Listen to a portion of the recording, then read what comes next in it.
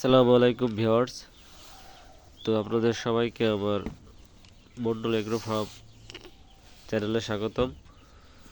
তো আমি 30 তারিখে বাচ্চা উঠাবো। তো আমি বাচ্চা ওঠানোর পূর্বে সমস্ত কাজ সমাপ্ত করে রেখেছি অলরেডি। ওষুধ যেগুলো প্রয়োজন সেগুলো নিয়ে আসছি, তবে এখানে 5,500 টাকার ওষুধ আছে। সবগুলো ওষুধই হয়তো প্রয়োজন হবে না, তবে যেগুলো প্রয়োজন হবে সেগুলো ব্যবহার করব। এখানে কোনো অ্যান্টিবায়োটিক নাই, তেমন কোনো অ্যান্টিবায়োটিক নাই, হ্যার অ্যান্টিবায়োটিক নাই। শুধু আমি ব্রুডিং পিরিয়ডের জন্য 2টা অ্যান্টিবায়োটিক ব্যবহার করব। তার মধ্যে এটা হচ্ছে অ্যান্ড্রোসিন। এই অ্যান্ড্রোসিনটা আমি ব্যবহার করব ব্রুডিং পিরিয়ডে। তো এই অ্যান্টিবায়োটিকটা হাই পাওয়ারের কোনো অ্যান্টিবায়োটিক না, অল্প পাওয়ারের।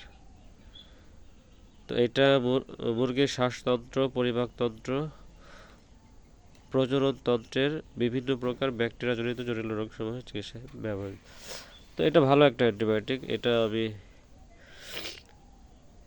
ব্রয়লার মুরগিতে ব্যবহার করছি, সোনালী মুরগিতেও ব্যবহার করছি এবং ফার্মি মুরগিতেও ব্যবহার করছি। তো ভালো রেজাল্ট পাওয়া যায় আর কি। ছোট অবস্থায় এটা ব্যবহার করা একেবারে নিরাপদ। ছোট বাচ্চাকে হাই পাওয়ারের অ্যান্টিবায়োটিক না দেওয়াটাই ভালো। তো আরেকটা অ্যান্টিবায়োটিক আমি ব্যবহার করব, এটা হচ্ছে নিওমাইসিন সালফেট। এটা ব্যবহার করব আমি একবেলা ব্রুডিং পিরিয়ডে, শুধু রাতের পানিতে ব্যবহার করব এটা। আর এইটা ব্যবহার করব শুধু 2 বেলা। এটা ব্যবহার করব সকাল এবং রাত 2 বেলা ব্যবহার করব। আর বাচ্চা বাচ্চা আনার পর যেটা দিতে হবে সেটা হলো লাইসোভিট। এই লাইসোভিটটা এখন শীতকাল, এখন যেহেতু শীতকাল, এখন গ্লুকোজের পানির প্রয়োজন হবে না, এখন শুধু লাইসোভিট দিলেই হবে। এটা 3 থেকে 6 ঘন্টা পানিতে এটা ব্যবহার করব, এরপরে অ্যান্টিবায়োটিক ব্যবহার করব। তো অন্য অন্য ওষুধগুলো আমি পর্যায়ক্রমে ব্যবহার করব। এখানে অনেক ওষুধ।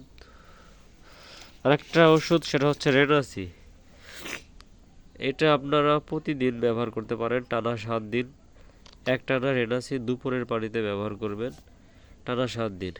এটা রোগ প্রতিরোধ ক্ষমতা বাড়াবে, বাচ্চার গ্রোথ ভালো থাকবে এটা ব্যবহার করলে।